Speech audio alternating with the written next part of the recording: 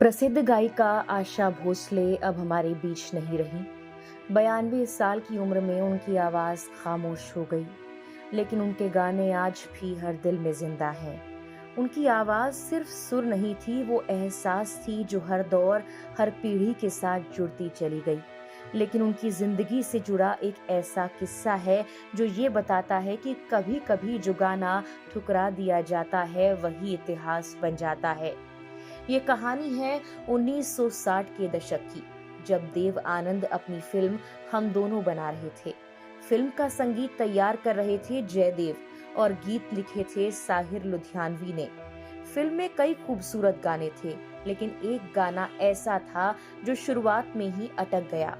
उस गाने के बोल थे, अभी न जाओ छोड़कर। जब ये गाना लता मंगेशकर के पास गया, तो उन्होंने इस गाने को गाने से मना कर दिया। उन्हें लगा कि ये गाना उनकी इमेज के मुताबिक नहीं है। उस दौर में ये एक बहुत बड़ा फैसला था, क्योंकि लता जी उस समय की सबसे बड़ी और भरोसेमंद आवाज थीं। अब फिल्म की टीम के सामने सवाल था, क्या ये गाना यहीं खत्म हो जाएगा या फिर इसे कोई नई आवाज मिलेगी। तभी ये गाना पहुंचा आशा भोसले के पास, एक ऐसी गायिका जो उस वक्त अपने करियर के लिए संघर्ष कर रही थी। उन्हें अक्सर वही गाने मिलते थे जिन्हें दूसरे गायक मना कर देते थे, लेकिन उन्होंने इस मौके को ठुकराया नहीं, बल्कि इसे अपनी पहचान बनाने का जरिया बना डाला। उन्होंने इस गाने को मोहम्मद रफी के साथ गाया, रिकॉर्डिंग पूरी हुई, गाना रिलीज हुआ और धीरे धीरे ये लोगों के दिलों में उतर गया। अभी न जाओ छोड़कर अब सिर्फ एक गाना नहीं रहा, ये हर उस पल की आवाज बन गया जब कोई किसी अपने को जाने से रोकना चाहता है। दिलचस्प बात तो यह है कि खुद आशा भोसले इस गाने से पूरी तरह संतुष्ट नहीं थी। उन्हें लगता था वो इसे और बेहतर गा सकती थी, लेकिन शायद उसी सादगी में इसकी ताकत थी। यही वजह है कि वक्त के साथ ये गाना कालजयी बन गया। लेकिन आशा भोसले की कहानी सिर्फ इस एक गाने तक सीमित नहीं है। ये एक लंबा सफर है, संघर्ष, मेहनत और खुद को साबित करने का सफर। 1933 में महाराष्ट्र के सांगली में जन्मी आशा जी दीनानाथ मंगेशकर की बेटी और लता मंगेशकर की छोटी बहन थी। एक तरफ संगीत की विरासत थी, तो दूसरी तरफ उसी विरासत का दबाव भी। शुरुआत में उन्हें वो पहचान नहीं मिली जिसकी वो हकदार थीं। उन्हें छोटे छोटे गाने मिले, बी ग्रेड फिल्मों के गाने भी मिले और कई बार ऐसे गाने भी मिले जिन्हें कोई और गाना नहीं चाहता था। लेकिन उन्होंने हर मौके को स्वीकार किया और हर गाने को पूरी ईमानदारी से गाया। धीरे धीरे यही मेहनत उनकी सबसे बड़ी ताकत बन गई।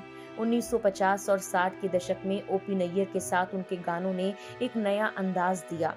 आइए मेहरबान और ये है रेशमी जुल्फों का अंधेरा जैसे गानों ने उन्हें अलग पहचान दिलाई। इसके बाद उनकी जिंदगी में आए आर डी बर्मन। ये रिश्ता सिर्फ प्रोफेशनल नहीं रहा, ये जिंदगी का साथ बन गया। उनके साथ आशा भोसले ने ऐसे गाने दिए जो हर दौर में लोगों के दिलों में बस गए। आजा आजा, मैं हूँ प्यार तेरा की ऊर्जा, दिल चीज क्या है की नजाकत और मेरा कुछ सामान की गहराई। आशा भोसले की सबसे बड़ी खासियत यही थी कि वो कभी एक ही तरह की गायिका बनकर नहीं रहीं। उन्होंने कैबरे, रोमांटिक, फोक, गजल, हर तरह के गाने गाए और हर बार खुद को नया साबित किया। वो अक्सर कहती थी कि उन्होंने कभी अपने करियर की कोई प्लानिंग नहीं की। उन्हें जो गाने मिले उन्होंने पूरे दिल से गाए। उनके लिए संगीत सिर्फ काम नहीं था, वो उनकी सांस था। 7 दशकों से भी ज्यादा लंबे करियर में उन्होंने हजारों गाने गाए, कई भाषाओं में गाए और दुनिया भर में अपनी पहचान बनाई। उन्हें राष्ट्रीय पुरस्कार, दादा साहब फाल्के पुरस्कार और पद्म विभूषण जैसे सम्मान मिले, लेकिन फिर भी उन्होंने खुद को अवार्ड्स की दौड़ से अलग कर लिया, ताकि नए कलाकारों को आगे बढ़ने का मौका मिल पाए।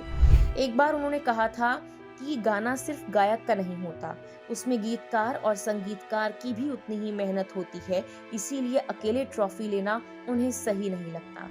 आज जब वो हमारे बीच नहीं है, तो उनकी आवाज हर जगह गूंज रही है, हर उस गाने में, हर उस याद में जो उन्होंने हमें दी, क्योंकि कुछ आवाजें कभी खत्म नहीं होती, वो वक्त के साथ और भी गहरी हो जाती हैं।